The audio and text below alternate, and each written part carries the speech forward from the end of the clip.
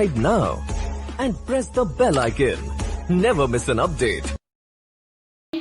Today we will start our next chapter of physics, reflection of light.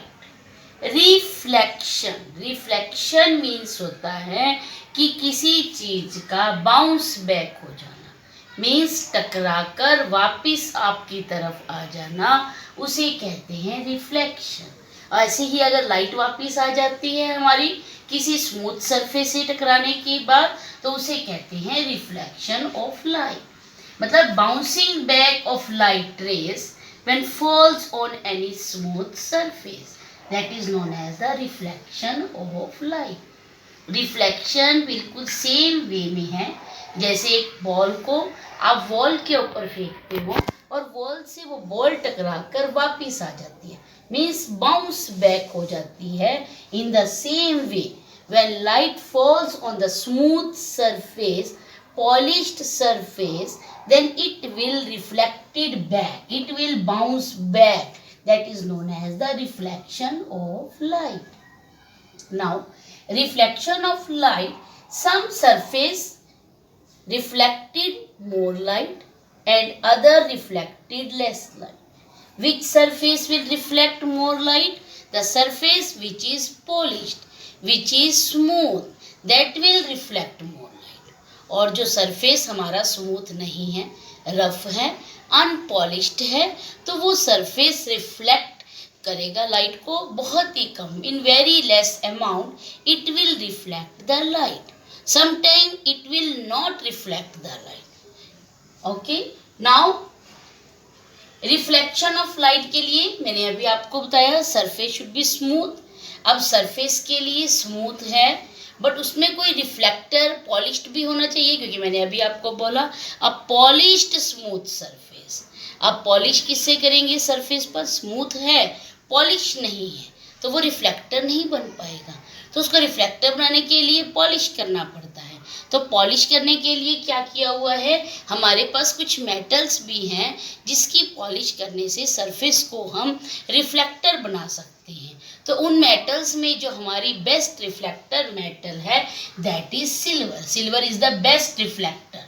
अगर मैं किसी smooth surface के ऊपर वहाँ पर पेंट कर देती हूँ, मतलब सिल्वर जो मेटल है उससे पॉलिश कर देती हूँ, और उस सिल्वर में को प्रोटेक्शन के लिए उसके पीछे एक रेड पेंट किया जाता है, ताकि जो हमारी सिल्वर मेटल से जो मैंने पॉलिश की है वो डैमेज ना हो जाए। उसको डैमेज से बचाने के लिए हम उसके पीछे एक रेड पेंट कर देते हैं, ठीक है, जिससे वो सरफेस स्मूथ तो ऑलरेडी है, it will become polished and it will become reflect. Some others metal are also reflector like aluminium. Now these days we are using aluminium metal also to polish the surface because aluminium is the cheapest, सस्ती पड़ती है silver से। But जो best reflector है वो है हमारे पास silver, ठीक है। जो आपके घर में मिरर यूज़ होते हैं तो उन मिरर में हमारे पास यूज़ किया जाती है सिल्वर, जो बेस्ट अच्छी क्वालिटी के मिरर हैं, ठीक है। Now I am telling you how we will draw the diagram of plane mirror. Plane mirror कौन सा मिरर है? जो आपके घर में यूज होता है, आपके ड्रेसिंग रूम में यूज होता है, that is the plane mirror. अब प्लेन मिरर में हम कैसे ड्रॉ करेंगे उस प्लेन मिरर को? प्लेन मिरर के लिए आपने ये ऐसे ड्रॉ करना है, एक लाइन को बनाकर। ये पीछे जो मैंने ग्रीन किया है ये रेड कोटिंग है, बैक साइड है मिरर की, जो सिल्वर की प्रोटेक्शन के लिए रेड कोटिंग की गई। ये ग्रीन जो मैंने बनाया है ये रेड कोटिंग के लिए बनाया है, जो उस मिरर के ऊपर रेड कोटिंग की जाती है बैक साइड पर, क्योंकि जो मैंने पॉलिश की है सिल्वर मेटल से उसकी प्रोटेक्शन के लिए जो रेड पेंट किया जाता है, तो हमने उसको ऐसे शो करना है।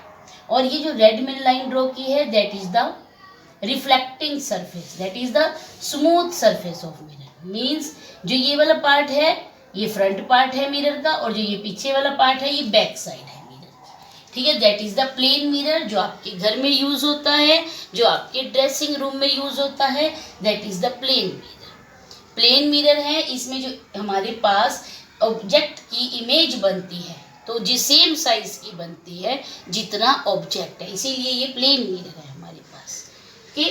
अब मैं इस मिरर के अकॉर्डिंग आपको बताती हूँ कि मान लो मैंने कुछ रेस इसके ऊपर लाइट डाली, ठीक है, मतलब बीम ऑफ लाइट मीन्स होता है बंडल ऑफ लाइट। जब मैंने बहुत सारी light rays beam of light मैंने इंसिडेंट की, मैंने इसके ऊपर डाली तो बाउंस बैक हो जाती हैं वो। तो बाउंस बैक की फॉर्म में उनको कैसे बाउंस बैक हुई या उनको क्या कुछ नया नाम दिया गया है, I will tell you about that. Now that is the plane mirror. I fall light, मैंने यहाँ पर एक लाइट फॉल की, ये देखो ये लाइट फॉल की है मैंने मिरर के ऊपर, ठीक है। इसे कहते हैं इंसिडेंट रे, जो ये रे लाइट की पड़ी है मिरर पर इसे कहते हैं इंसिडेंट रे, ठीक है। अब यहाँ से इस पॉलिश सरफेस से ये रे रिफ्लेक्ट हो गई, बाउंस बैक हो गई, टकरा गई, क्योंकि मैंने अभी आपको बताया है कि जो स्मूथ सरफेस है, पॉलिश सरफेस है, जिसके अंदर रिफ्लेक्टर है, वो लाइट को रिफ्लेक्ट कर देगा, बाउंस बैक कर देगा। तो उसने लाइट को बाउंस बैक कर दिया, वापस भेज दिया, ठीक है। तो इसीलिए बाउंस वापस जाने की वजह से लाइट रिफ्लेक्ट हो गई, इसीलिए इस रे का नाम हमने रख दिया रिफ्लेक्टेड रे। अब आपके पास जिस पॉइंट से वो बाउंस बैक हुई है उस पॉइंट को हम कहते हैं पॉइंट ऑफ इंसिडेंस। जिस पॉइंट पर वो पड़ी थी जिससे बैक हुई है, ठीक है, वो है पॉइंट ऑफ इंसिडेंस। अब पॉइंट ऑफ इंसिडेंस से मैंने एक ब्लैक कलर से लाइन ड्रॉ की हुई है, that is normal, that make 90 degree angle with the plane mirror, with the plane surface of the mirror, so it is known as the normal. Okay, now I'm telling you about the angles made by incident and reflected ray. Incident ray make an angle with the normal. You can see here incident ray is making an angle. That angle is known as the angle of incidence, and we denote it with I. I is the angle of incidence. The incidence. In the same way, जो reflected वे है, जो bounce back हुई है mirror से, वो भी normal के साथ कुछ एंगल बनाती है, ठीक है, नॉर्मल के साथ कुछ एंगल बनाती है। उस एंगल को कहते हैं एंगल ऑफ रिफ्लेक्शन, और we denoted it by R, उसे आर से डिनोट करते हैं, that is known as the angle of reflection. I am telling you about the laws of reflection, ठीक है। हमने उसमें किया कि हमारे पास incident ray, reflected ray, normal मैं आपको बता चुकी हूँ, angle of incidence, angle of reflection बता चुकी हूँ। अब हमारे पास रिफ्लेक्शन के 2 लॉज हैं, ठीक है। 1 लॉ क्या है हमारे पास रिफ्लेक्शन का, कि जो इंसिडेंट रे है, रिफ्लेक्टेड रे है और normal, all should be in the same plane, कि तीनों एक ही प्लेन में होनी चाहिए। इंसिडेंट रे, रिफ्लेक्टेड रे and normal should be in the same, एक ही प्लेन में होनी चाहिए।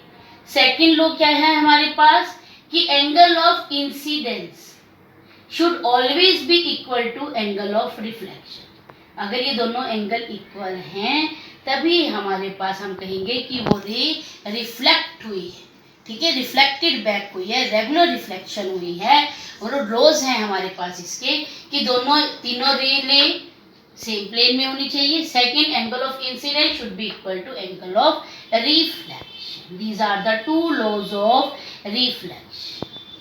अब जो ये रिफ्लेक्शन है, ये रिफ्लेक्शन भी हमारे पास 2 टाइप की है। On the basis of laws, reflection is of 2 type. ये रिफ्लेक्शन 2 टाइप की है।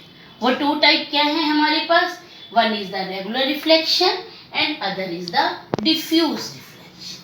Regular reflection and diffuse reflection. Diffuse reflection is also known as the irregular reflection.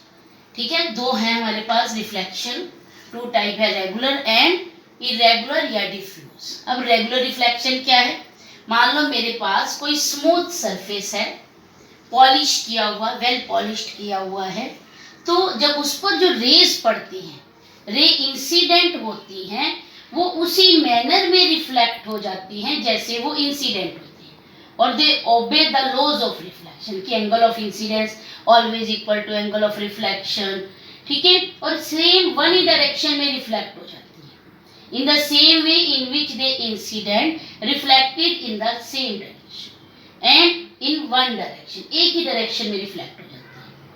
But irregular reflection या डिफ्यूज रिफ्लेक्शन में क्या होता है कि जो रेज पड़ती हैं, इंसिडेंट होती हैं, वो रे एक ही डायरेक्शन में रिफ्लेक्ट नहीं होती, ऑल डायरेक्शन में रिफ्लेक्ट हो जाती है। ये देखो एक रे पड़ी, ये ऐसे रिफ्लेक्ट हो रही है, ये दूसरी रे देखो कोई ऐसे तिरछी जा रही है, थोड़ी रिफ्लेक्ट हो रही है, और ये रे देखो वहीं पर रिफ्लेक्ट हो गई। मतलब इन ऑल डायरेक्शन में रिफ्लेक्ट होती है। अगर एक ही डायरेक्शन में रिफ्लेक्ट होती हैं सारी इंसिडेंट रेज, तो वो तो हमारे पास क्या है, रेगुलर रिफ्लेक्शन। और अगर सारी रेज जो इंसिडेंट हुई हैं वो इरेगुलरली रिफ्लेक्ट हो रही हैं, सभी डायरेक्शन में रिफ्लेक्ट हो रही हैं, तो वो हमारे पास कहलाता है डिफ्यूज रिफ्लेक्शन। ठीक है, बट कंडीशन क्या है डिफ्यूज और उसके लिए, रेगुलर के लिए सरफेस कैसा होना चाहिए, स्मूथ, वेल पॉलिश्ड। डिफ्यूज के लिए सरफेस कैसा है, ये देखो आप, इरेगुलर रफ सरफेस है हमारे पास, स्मूथ नहीं है, रफ है, अनपॉलिश्ड सरफेस है। कोई चेयर है, कोई चौक है, कोई हमारे पास पेपर है, ठीक है, वो तो उनका जो सरफेस इरेगुलर सरफेस है उससे जो रेज रिफ्लेक्ट होंगी वो ऑल डायरेक्शन में रिफ्लेक्ट होंगी। ठीक है, एक ही डायरेक्शन में रिफ्लेक्ट नहीं होंगी, तो वो हमारे पास कहलाता है डिफ्यूज रिफ्लेक्शन। ठीक है, डिफ्यूज रिफ्लेक्शन का एग्जांपल आपके सिनेमा में स्क्रीन के ऊपर आप देखते हो, दूर बैठे हुए सभी लोगों को वो स्क्रीन पर पिक्चर दिखाई देती है। क्यों दिखाई देती है कि जब उसके ऊपर प्रोजेक्टर से लाइट पड़ती है स्क्रीन के ऊपर, तो वो लाइट को एक ही डायरेक्शन में रिफ्लेक्ट नहीं करती, तो वो क्या करती है, रिफ्लेक्ट इन ऑल डायरेक्शन, सभी डायरेक्शन में रिफ्लेक्ट कर देती है। तो इसी वजह से कोई भी पर्सन जो कहीं भी बैठा है सिनेमा हॉल में, किसी भी कॉर्नर में दूर दूर बैठा है, तो उसको वो स्क्रीन साफ दिखाई देती है। ठीक है, तो वो एग्जाम्पल भी हमारा है on the basis of diffuse reflection. एक कमरे में चेयर पड़ी हुई है, अब वो चेयर ये नहीं है कि एक ही पर्सन, एक उधर से देखोगे तो सिर्फ उधर से ही एक ही कोने से दिखाई देगी, आप कहीं से भी खड़े होकर देखते हो आपको चेयर दिखाई दे जाती है, किसी भी कोने से खड़े होकर। क्यों दिखाई दे जाती है, because of the diffuse reflection, कि उसके ऊपर से जो लाइट पड़ी है, रिफ्लेक्ट हुई है, वो ऑल डायरेक्शन में रिफ्लेक्ट हुई है, सिंगल एक ही डायरेक्शन में रिफ्लेक्ट नहीं हुई। अगर वो एक ही डायरेक्शन में रिफ्लेक्ट होती तो हमें एक ही कॉर्नर से दिखाई देती, अब वो हर कॉर्नर पे रिफ्लेक्ट हुई है, ऑल डायरेक्शन में रिफ्लेक्ट हुई है, तो हम किसी भी कॉर्नर पे खड़े होकर उस चेयर को देख सकते हो। ठीक है, ये था हमारे पास diffuse reflection. Thank you student. In my next video, I will tell you about the different rays and a ray diagram of reflection. Thank you students.